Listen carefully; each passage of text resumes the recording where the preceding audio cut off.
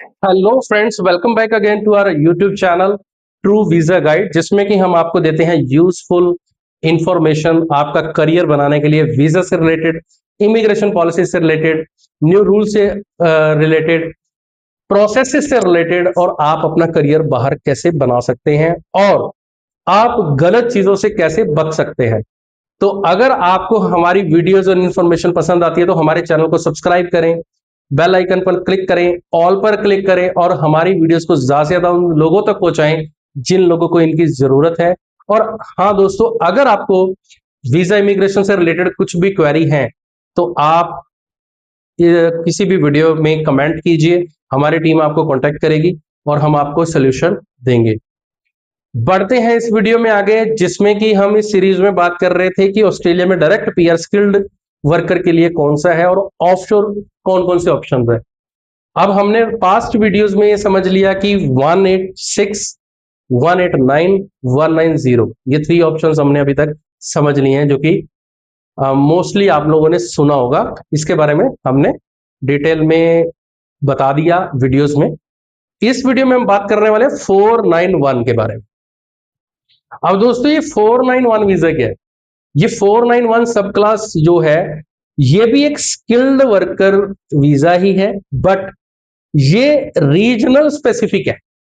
जैसे 190 था, वो था स्टेट स्पेसिफिक, कि पर्टिकुलर स्टेट ने आपको नॉमिनेट करना है। इसमें क्या है, स्टेट तो नॉमिनेट कर रही है, बट आपको रीजनल एरिया में जाके काम करना पड़ेगा। कितने टाइम के लिए? कम से कम 3 इयर्स के लिए।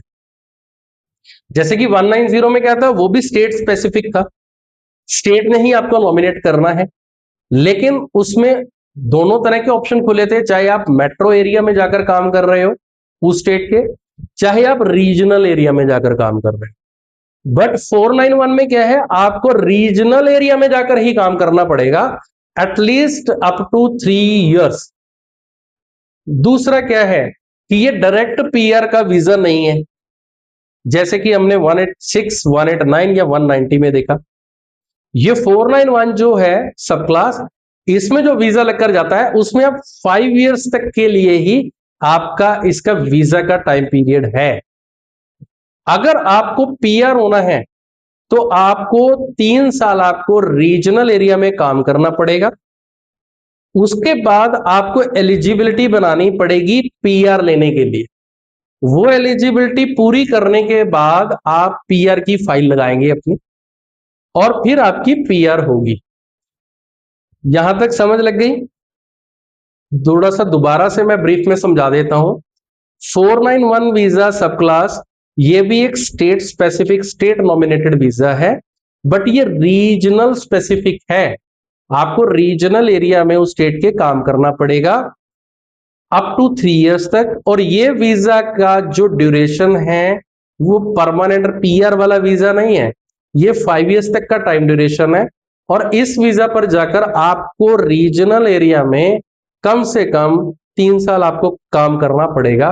उसके बाद आपको पीआर के लिए एलिजिबिलिटी पूरी बनानी पड़ेगी, तभी आपकी पीआर होगी। क्लियर? अब बात करते हैं कि इसमें किस तरह की ऑक्यूपेशन लिस्ट एक्सेप्टेड है।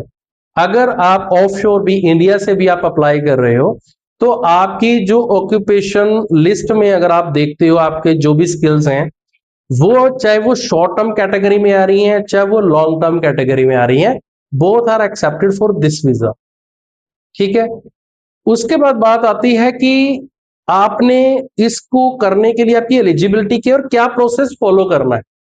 एलिजिबिलिटी एज की है सबसे पहले कि 45 से कम आपकी एज होनी चाहिए, आपके पास एक्सपीरियंस होना चाहिए, और जो भी स्किल्स वहां की ऑक्यूपेशन लिस्ट में हैं उसके अकॉर्डिंग आपकी स्किल्स हो।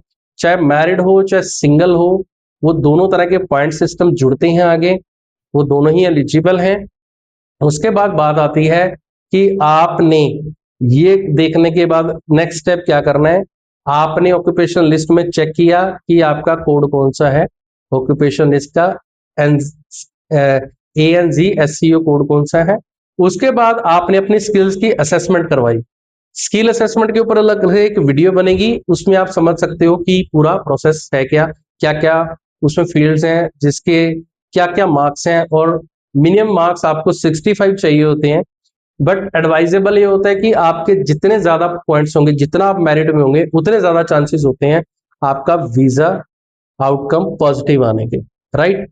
उसके बाद बात आती है, आपने स्किल असेसमेंट कराने के बाद एक्सप्रेशंस ऑफ इंटरेस्ट देना है कि आप कौन सी पर्टिकुलर स्टेट में, रीजनल एरिया में काम करने जा सकते हैं और 491 वीजा के ऊपर जाना चाहते हैं। फिर कुछ टाइम के लिए वेट करना है, आपको स्टेट नॉमिनेट कर देती है और रीजनल एरिया में जाने के लिए। उसके बाद आपने मेडिकल पीसीसी रेडी रखना है, बाकी डॉक्यूमेंट्स रेडी रखने हैं, जैसे कि आपके आईडी प्रूफ्स, आपकी फैमिली की आईडीज, आपके जो भी एक्सपीरियंस सर्टिफिकेट्स हैं, एजुकेशनल डॉक्यूमेंट्स हैं, आपका जो ये लेटर आएगा जो स्टेट नॉमिनेटेड रीजनल के लिए, ये आपने देखना है, लेना है। स्किल असेसमेंट के पेपर हैं, तो ये सब आपने गैदर करके आपने वीजा अप्लाई करना है। तो वीजा की जो कॉस्ट है, जो इसका फीस है, वो है ऑस्ट्रेलियन डॉलर 5910। तो ये सभी जो ये वीजास हैं, जो मैंने 4 टाइप के वीजास, जो कि 3 तो डायरेक्ट पीआर यहीं से होकर जाएगा, चौथा जो 491 है 5 ईयर्स का इसमें स्टे पीरियड है, बट आप 3 ईयर्स के बाद आप पीआर के लिए एलिजिबिलिटी बनाकर पीआर हो सकते हो। ये सभी का जो फीस है, जो वीजा फीस है, वो 4910 ही है, राइट।